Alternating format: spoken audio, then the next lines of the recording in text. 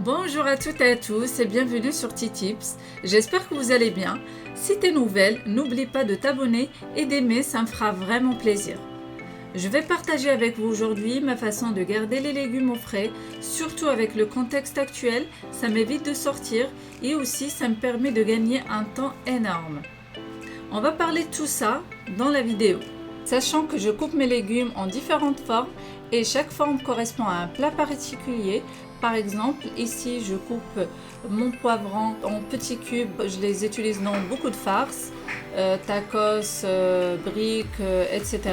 Et quand je les coupe en lamelles, c'est pour décorer des plats, style tagine, etc.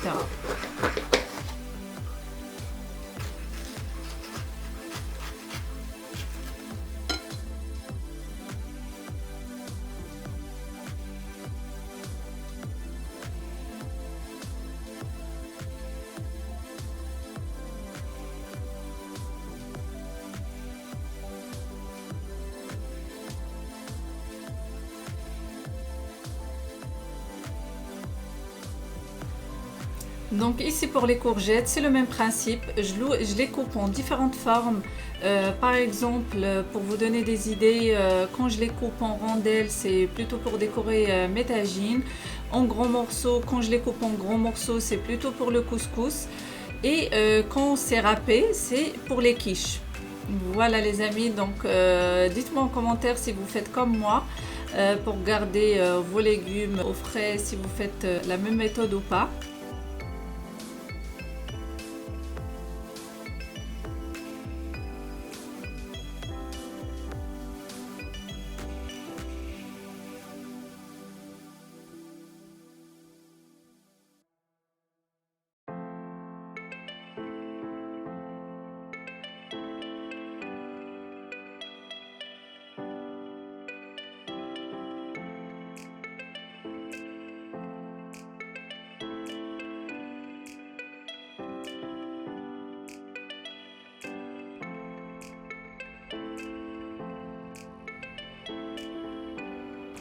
Et voilà, une fois mes poivrons sont coupés, mes courgettes de différentes formes, je viens disposer chaque type de légumes dans des sacs de congélation.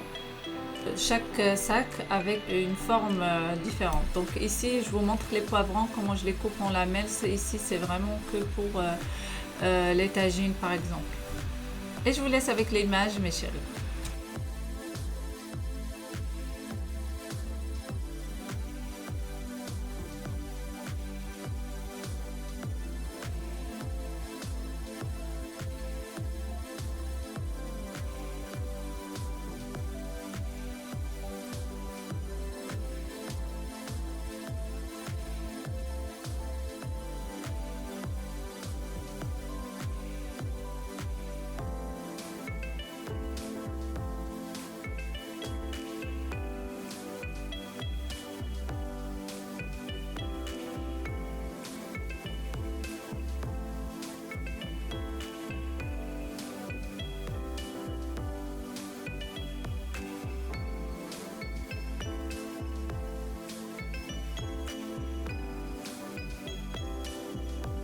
Et voilà, comme je vous ai dit, je râpe mes courgettes et carottes. Ici, les courgettes, c'est vraiment pour les farces et pour les quiches. Et les carottes râpées, c'est pareil pour les quiches ou pour les jus.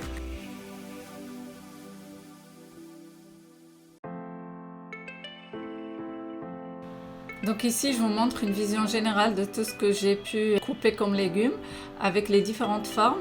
Ici, comme vous voyez, il y a des sacs où il y a 3 légumes d'un coup. Là, c'est vraiment pour les soupes et c'est vraiment très pratique pour une soupe rapide à la dernière minute. On passe tout de suite à la deuxième étape pour garder le persil et le céleri. Donc là, je prends mon persil, je le lave, je le laisse sécher.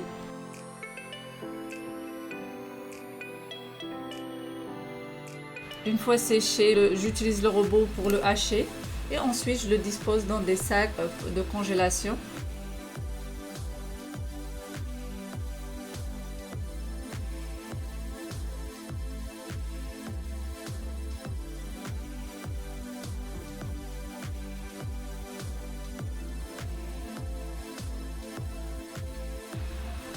Donc ici mon céleri, la même méthode, ma méthode c'est je le coupe en petits morceaux avant de le laver car ça me permet de le sécher rapidement dans l'essoreuse à salade par exemple. Donc je le coupe en petits morceaux, je le lave, je sèche et ensuite je mixe, je le hache avec le robot. Et pareil, une fois haché, je le divise dans plusieurs sacs de congélation. Ça me facilite après, surtout pour, par exemple, pour la soupe الحريرة.